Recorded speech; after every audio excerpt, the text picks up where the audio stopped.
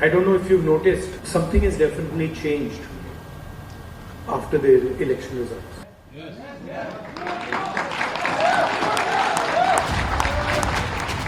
बिल्कुल, 4 जून 2024 के बाद भारत की सियासत में बहुत कुछ बदल गया है। डर निकल गया, डर नहीं लगता है।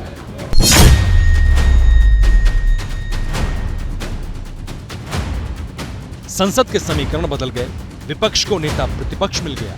56 inch chest, direct connection with God, that's all gone. It's history now.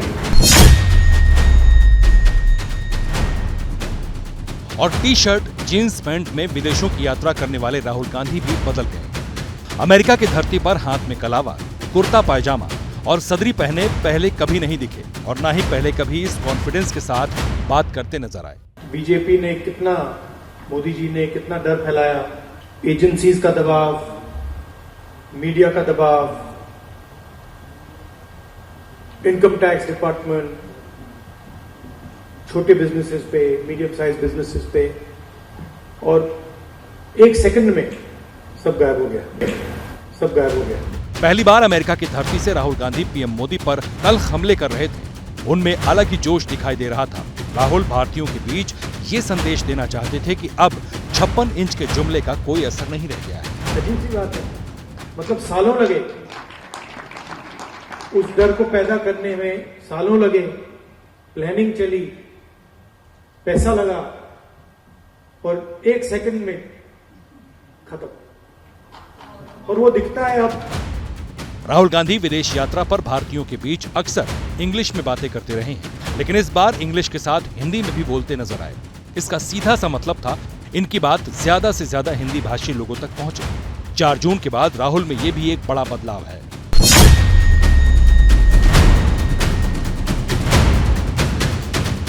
Media, they don't pick up what we say, and then suddenly we hit upon the idea कि भाई मीडिया आपको लोगों के पास नहीं ले जा रहा, तो फिर डायरेक्टली चले जाओ। 4 जून 2024 से पहले राहुल गांधी कांग्रेस नेता के रूप में विदेश यात्राएं करते थे, लेकिन इस बार एजेंडा बदल दिया।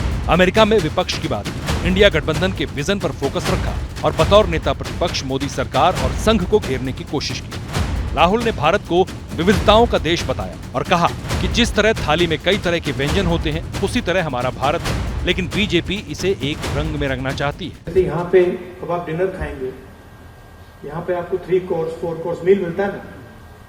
पहले शुरू मतलब फर्स्ट कोर्स होता है, फिर मेन कोर्स आता है, फिर डिजर्ट आती है, होता है ना।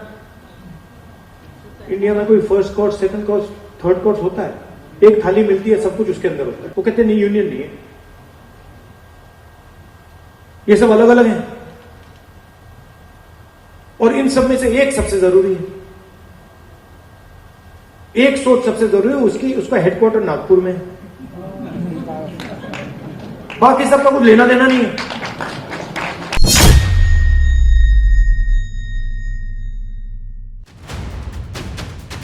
राहुल गांधी ने मोदी सरकार पर ईडी, सीबीआई का गलत इस्तेमाल करने का आरोप लगाया, लेकिन सबसे जोरदार हमला चुनाव आयोग पर किया। राहुल ने कहा कि चुनाव आयोग स्वतंत्र नहीं है, इसे नियंत्रित किया जाता है। I don't think the BJP, in a fair election, they were nowhere near 240 seats. No way. I mean, I'd be surprised if they had a financial, huge financial advantage. They had locked our bank accounts for one, but huge war chest. The election commission was doing what they wanted. I mean, the entire campaign was structured so Mr. Modi could, do his thing across the country. States where they were weak were designed differently than states where they were strong. So I don't view it as a free election at all. I view it as a rather controlled election. America की धरती पर राहुल के इस बयान को BJP ने गंभीरता से लिया और कांग्रेस के खिलाफ बीजेपी के कई नेता मैदान में उतर आए। केंद्रीय मंत्री शिवराज सिंह ने कहा कि राहुल विदेशों में भारत को बदनाम कर रहे हैं। देश के बाहर कांग्रेस और बीजेपी नहीं होती, देश के अंदर हम मुद्दों पे लड़ सकते हैं, लेकिन देश के बाहर केवल भारत होता है। लेकिन लगातार राहुल गांधी जी देश की छवि खराब करने की कोशिश कर रहे हैं, और देश की छवि खराब करने की कोशिश देशद्रोह जैसी सीमा में ही आता है। केंद्रीय मंत्री गिरिराज सिंह ने आरोप लगाया कि राहुल विदेश में जाकर तुष्टीकरण की राजनीति कर रहे हैं। भारत के बाहर जाके भारत को गाली दें। अब तो लगता है कि पाकिस्तान और चाइना को कोई ब्रांड एम्बेसडर रखने की जरूरत नहीं है, क्योंकि राहुल गांधी जैसा ब्रांड एम्बेसडर मिले और जो दुनिया में भारत के विरोधी हैं वैसे टूल किट के बीच जाकर के अपनी बात रख रहे हैं। बीजेपी नेता राव साहब दानवे ने तो यहाँ तक कह दिया कि राहुल गांधी को गंभीरता से लेने की जरूरत नहीं है। कई विकास की बातें नहीं करती, दुनिया में जो देश है उनकी तुलना में भारत की क्या प्रगति हो रही है उसके बारे में कभी चर्चा नहीं करते। मुझे ऐसा लगता है कि वो जो बोलते हैं वो सीरियस नहीं लेना चाहिए। केंद्रीय मंत्री हरदीप सिंह पुरी ने बाकायदा पीसी करके राहुल को घेरा और सैम पित्रोदा के बयान के सहारे करारा प्रहार किया। ये राहुल गांधी जी ऐसी स्टेटमेंट्स क्यों करते हैं? एक और एक्सप्लेनेशन ये हो सकती है कि उनके जो इंटेलेक्चुअल एडवाइजर हैं, क्या नाम है उनका, सैम पित्रोदा, उन्होंने कहा था कि अभी पप्पू नहीं रहा। अब वो पप्पू रहा नहीं रहा, क्यों उनको ये कैरेक्टराइजेशन दी गई, I am not interested frankly. Pappu है या गप्पू है, I am not interested. What I am interested in is something like that.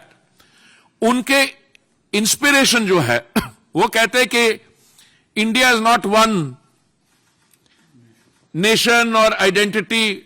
वो को जो नॉर्थ से आते हैं वो कहां से आते हैं, वो अफगानिस्तान से आते हैं। जो नॉर्थ ईस्ट वाले होते हैं वो चाइनीज होते हैं। ऐसे तो लोगों की कंपनी में ये है, तो आई एम नॉट सरप्राइज्ड कि ऐसी ये बातें कर जाते हैं। हालांकि उद्धव ठाकरे गुट के शिवसेना नेता संजय राउत ने राहुल गांधी के बयान का समर्थन करते हुए उनकी बातों को सही ठहराया। राहुल गांधी जी ने जो कहा है उसमें गलत क्या है? राहुल जी ने ठीक ही बात की है। हमारे देश में ये चल रहा है और बीजेपी के लोग ये 10 साल में ये जाति का और धर्म का राजकारण, तुष्टीकरण ज्यादा कर रहे हैं। राहुल गांधी ने जो बात की है लोगों की मन की भावना है।